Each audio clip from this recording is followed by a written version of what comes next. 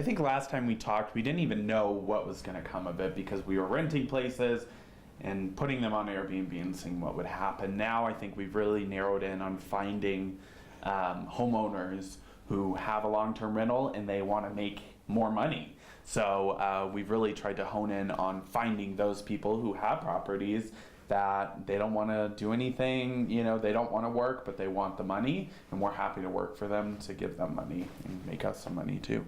Well, and I think, and how has that strategy changed? What we learned too is, like, while he was still working full time and I still had other things going on full time, we sort of had to pace ourselves because it, you know, every property you bring on is exponentially more money and more time, and so we really had to pace ourselves. And every homeowner that we were finding and talking to was saying yes, and we started going, okay, we need to slow it down a little because we can't, we didn't want to grow faster than we could manage, and so that's when recently we made the decision that he was going to come full time. But with that, now our strategy is, let's get out there and let's find another 7 properties, because 7 properties is too much for one human being, but probably not enough for 2. So we need to get out there and really kind of, the goal would be to nearly double that as quickly as possible, just so we, you know, can know we're more comfortably can sustain ourselves. And well, and I think we were both surprised because when we had first reached out to a homeowner, we had no fucking idea they would say yes. You know, like,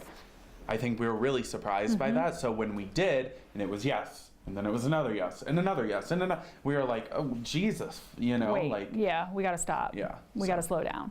So and that happened for this one. You guys talk about how you got this all in one day. Well, it wasn't all in one day, but we met with the homeowner, you know, twice actually. The first time just to see the property, acting as though we were going to, we were going to rent it. Like we didn't say anything before. We just said, hey, can we come take a look? So we took a look, and well, and we have to make sure the property works for our needs and would work as an Airbnb. So, you know, we're not going to come out of the gate and say, hey, we're going to Airbnb your property. Can we come see it? We're going to say, hey, we're interested in renting your property. Can we come see it?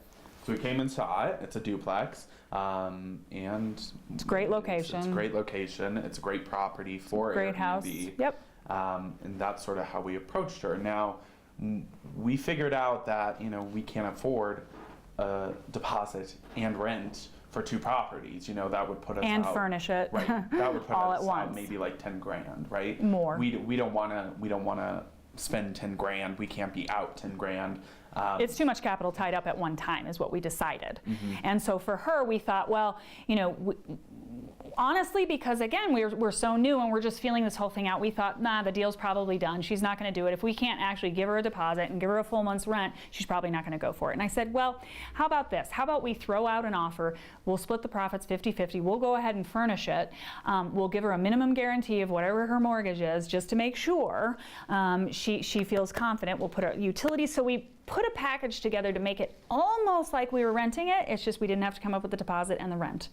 And thought, yeah, this is the best case scenario for us. Let's see what she says. And it was like, okay, sure.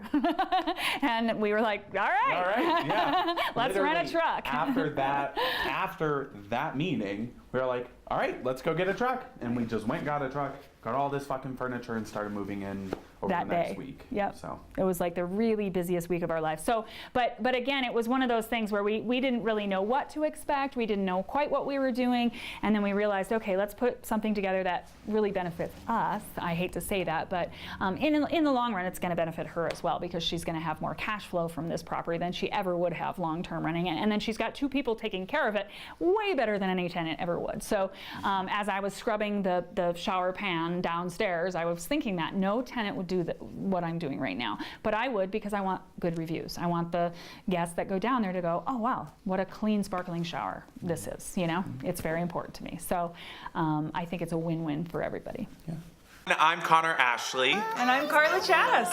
We're the mother-son real estate and design duo. We are here to help you invest in properties. Now, you can make a lot of money doing this. We're your people.